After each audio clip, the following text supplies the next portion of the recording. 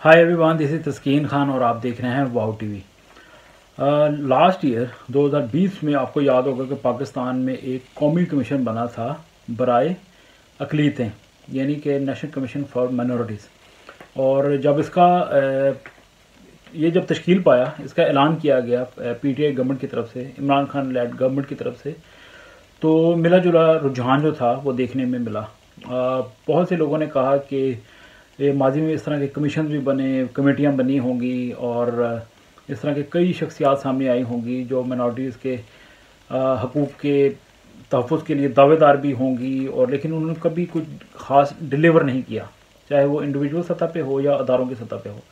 लेकिन कुछ लोगों ने बशमूल हमने भी प्रोग्राम किया वाओ टीवी से, जो खुदा के फजल से आपकी इंडिपेंडेंट वॉइस है, और उस पर हमने बड़ा क्लियरली कहा था कि उम्मीद रखें कि जब इतना बड़ा कमीशन बना है, कौमी कमीशन है, और हुकूमत वक्त ने इसको तश्कील दिया है, तो इसके अंदर जो इसके मेंबरान हैं और वो भी बड़े इज़्ज़तदार लोग हैं, और कुछ ऐसे हमारे अपने पर्सनल दोस्त भी हैं जो पाकिस्तान की माइनॉरिटीज़ के जो मसलों से बखूबी वाकिफ़ हैं और बारहा ज़ाती सतह पे, ज़ाती कैपेसिटी में, पर्सनल कैपेसिटी में अक़लियतों की आवाज़ को बुलंद कर चुके हैं। तो एक उम्मीद हो चली थी कि ये कमीशन जो है पुराने कमीशन की तरह नहीं होगा, बल्कि एक मजबूत और विजन रखने वाला कमीशन होगा।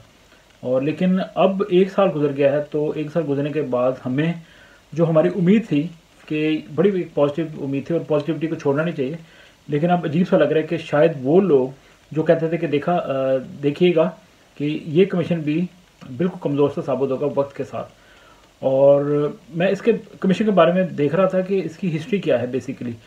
तो जब आपको पता है कि आज से 6 बरस कबल पेशावर में तारीखी जो ऑल सेंट चर्च था, उसके ऊपर जब दहशतगर्द हमला हुआ था, ख़ुदकुश हमला हुआ था, जिसमें बहुत से मसीही और बेगुनाह लोगों की शहादतें हुई थी, तो उसके बाद सुप्रीम कोर्ट ऑफ पाकिस्तान ने एक यही कमीशन बनाने का उस वक़्त ऑर्डर दिया था, हुक्म दिया था कि अक़लियतों के हकूक़ तहफ़्फ़ुज़ के लिए एक नेशनल कमीशन बनाया जाए।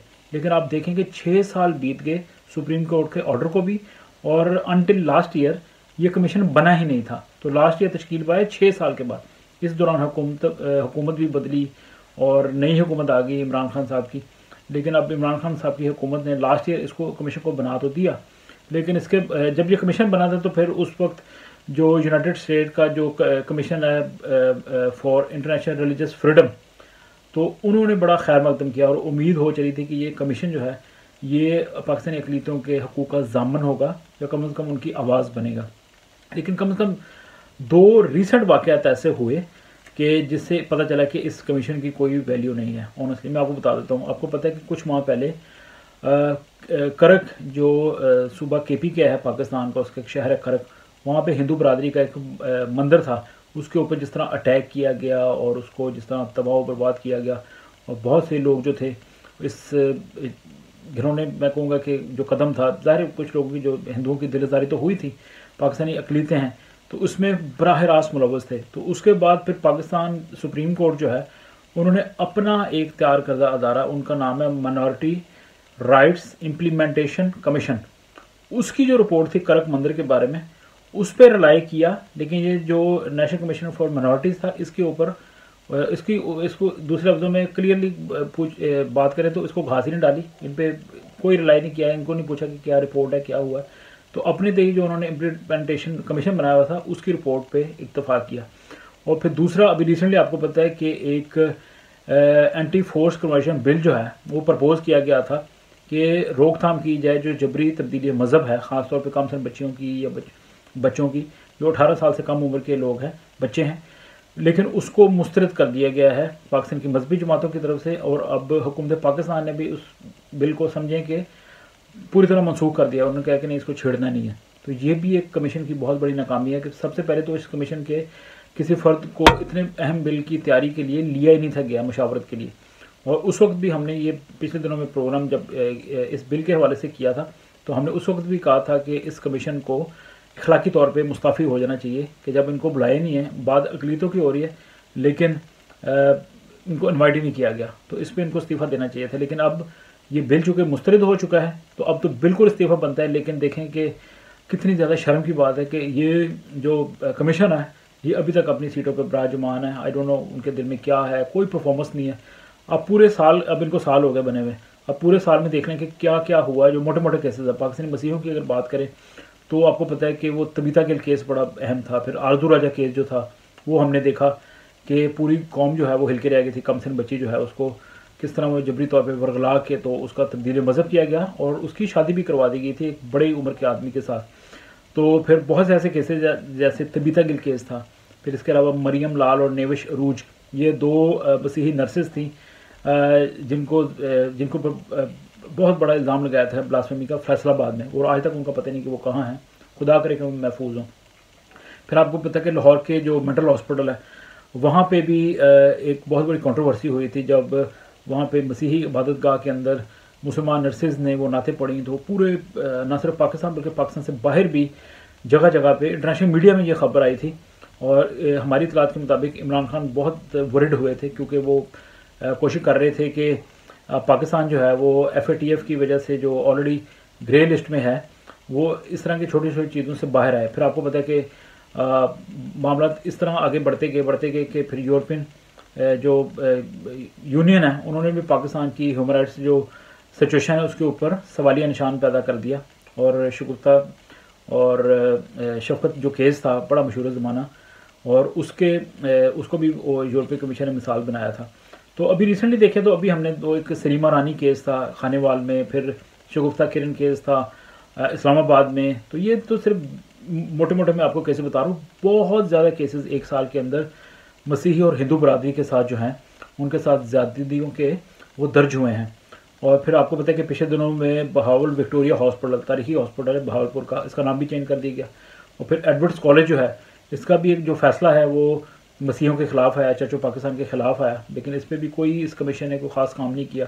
फिर एक और बड़ा अहम आपको याद है कि पिछले कुछ माह में माइनॉरिटीज़ प्रोटेक्शन बिल आया था, वो भी मुस्तरद हो गया। तो इसके ऊपर भी ये कमीशन खामोश रहा। तो अब ये कमीशन क्या करे मुझे बताएं।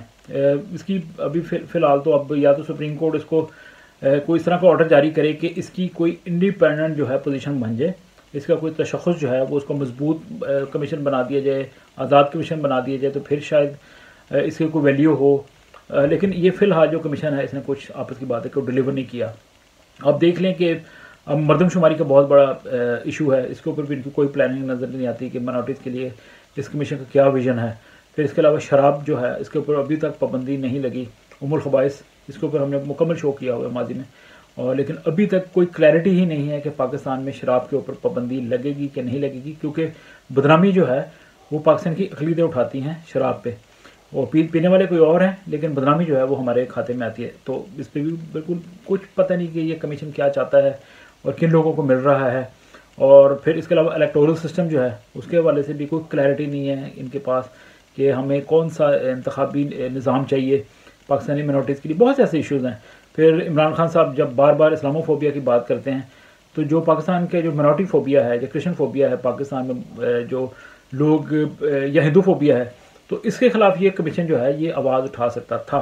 लेकिन ताहाल मैंने ये कई आपको मिसालें दे दी हैं। इनमें से अगर कोई कमीशन के हमारे कोई दोस्त हैं वो इसके ऊपर कोई तफसील देना चाहते हैं, क्लैरिटी देना चाहते हैं, तो हमें बता दें कि ऐसी कौन सी बातें जो हमसे हमारी नज़र से नहीं गुजरी या कौम की नज़र से नहीं गुजरी या किसी मीडिया में इसको कवर नहीं किया गया तो हम बेखबर रह गए।